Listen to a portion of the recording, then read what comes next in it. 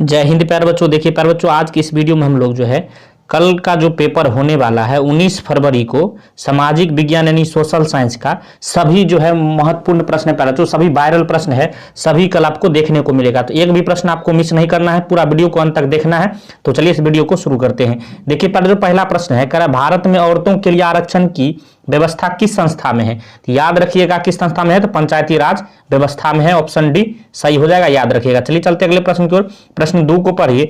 लोकसभा में निर्वाचन हेतु कुल वोटों की संख्या कितनी है प्यारे बच्चों? इस प्रश्न को गौर से पढ़िए। आपको निर्वाचन हेतु पूछ रहा है, चुनाव हेतु जो है कुल वोटों की कितनी है प्यारे बच्चों? तो याद रखिएगा सही आंसर 543 हो जाएगा। ऑप्शन सी सही है, याद रखिएगा। चलिए चलते अगले प्रश्नों की और प्रश्न 3 को पढ़िए। निम्नलिखित में कौन भारतीय किसान यूनियन के नेता थे प्यारे बच्चों?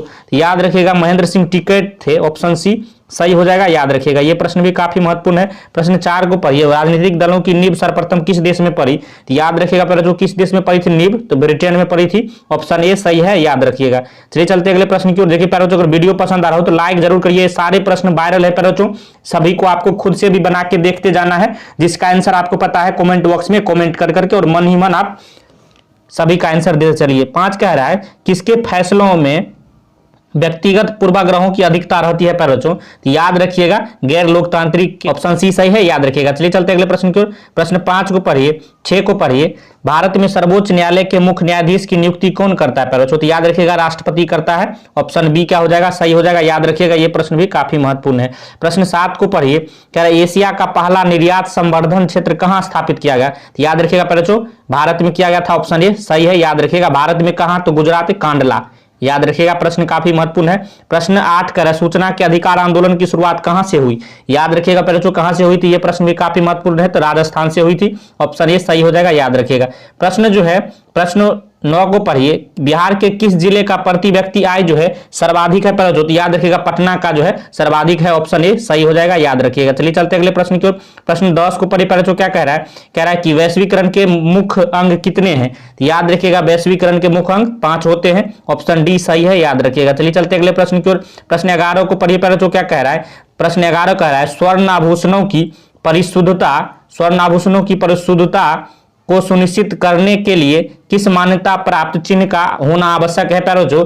याद रखिएगा हॉलमार्क का होना आवश्यक है। ऑप्शन बी सही है, याद रखिएगा। चलिए चलते अगले प्रश्न की ओर। प्रश्न 12 को पढ़िए। क्या कह रहा है? कह रहा है कि फूट डालो राज करो की नीति अपनाई किसने अपनाई थी प्यारे बच्चों? तो याद रखिएगा आपको याद होगा अंग्रेजों ने अपनाई थी। ऑप्शन ए सही हो जाएगा, याद रखिएगा। चलिए चलते अगले प्रश्न की ओर। प्रश्न जो है 13 को पढ़िए प्यारे बच्चों, क्या कह रहा है? प्रश्न 13 कह रहा है कि जलियांवाला बाग हत्याकांड की जांच के लिए सरकार ने किस समिति का गठन किया था? याद रखिएगा प्यारे बच्चों किस समिति का? तो हंटर समिति का। ऑप्शन ए सही हो जाएगा, याद रखिएगा। ये प्रश्न भी काफी महत्वपूर्ण है प्यारे बच्चों।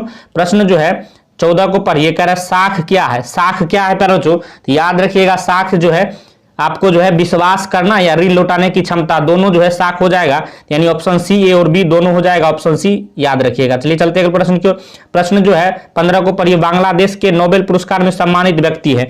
बांग्लादेश में जो है उसके नोबेल पुरस्कार में सम्मानित व्यक्ति कौन है प्यारे बच्चों? याद रखिएगा मोहम्मद यूनिस है। ऑप्शन बी सही हो जाएगा। यह प्रश्न भी काफी महत्वपूर्ण है। प्रश्न जो है 16 को पढ़िए। कह रहा भारत में सेवा क्षेत्र को सामान्यतः कितने भागों में बांटा जा सकता है? याद रखिएगा बच्चों 2 भागों में बांटा जा सकता है। ऑप्शन ए सही है। चलिए चलते अगले प्रश्न की ओर। प्रश्न 17 को पढ़िए। कह रहा WTO का विस्तारित रूप क्या है प्यारे बच्चों? WTO याद रखिएगा काफी महत्वपूर्ण प्रश्न है। इसका आपको फुल फॉर्म पूछा जा रहा है, विस्तारित रूप पूछा जा रहा है प्यारे बच्चों। तो वर्ल्ड ट्रेड ऑर्गेनाइजेशन होता है। ऑप्शन बी सही है, याद रखिएगा। चलिए चलते अगले प्रश्न की ओर। प्रश्न 18 को पढ़िए। सूखा किस प्रकार की आपदा है प्यारे बच्चों? सूखा जो है किस प्रकार की आपदा हो जाएगा? तो ये सब प्राकृतिक आपदा है, याद रखिएगा। ऑप्शन ए सही है। चलिए चलते अगले प्रश्न की ओर। प्रश्न 19 को पढ़िए। कह रहा है भारतीय राष्ट्रीय कांग्रेस की स्थापना कब हुई प्यारे बच्चों? याद रखिएगा। ये प्रश्न तो महत्वपूर्ण प्रश्न है प्यारे बच्चों, बार बार ये प्रश्न आपसे पूछा जाएगा।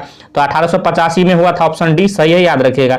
प्रश्न जो है 20 को पढ़िए। वीएस नायपाल कौन थे प्यारे बच्चों? तो याद रखिएगा ये जो है नोबेल पुरस्कार विजेता थे। ऑप्शन ए सही हो जाएगा। चलिए चलते अगले प्रश्न की ओर। प्रश्न जो है 21 को पढ़िए प्यारे बच्चों, क्या कह रहा है? ये प्रश्न भी बार बार आपसे पूछा जाता है प्यारे बच्चों, तो याद रखिएगा।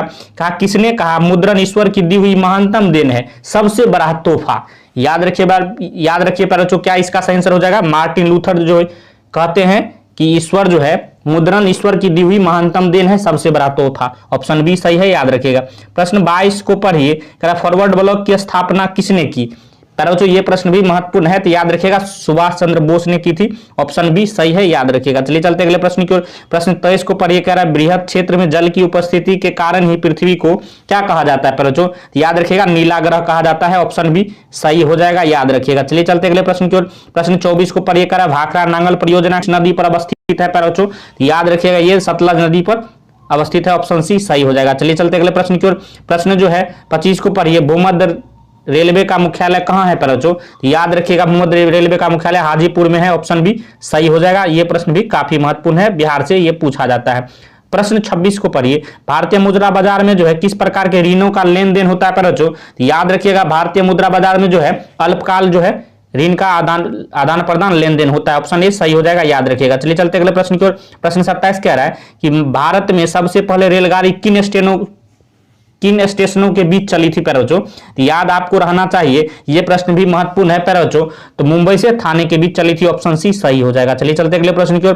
प्रश्न 28 को पढ़िए, भारत में कौन सा राज्य सबसे अधिक गेहूं उत्पन्न करता है। बच्चों याद रखिएगा यह प्रश्न भी महत्वपूर्ण है, तो उत्तर प्रदेश यूपी जो है सबसे अधिक गेहूं उत्पन्न करता है। चलिए चलते अगले प्रश्न की ओर। प्रश्न 29 कह रहा है किस फसल को सुनहरा रेशा कहा जाता है। बच्चों ये प्रश्न भी महत्वपूर्ण है, याद रखिएगा जूट को जो है सुनहरा रेशा कहा जाता है। ऑप्शन ए सही हो जाएगा, याद रखिएगा।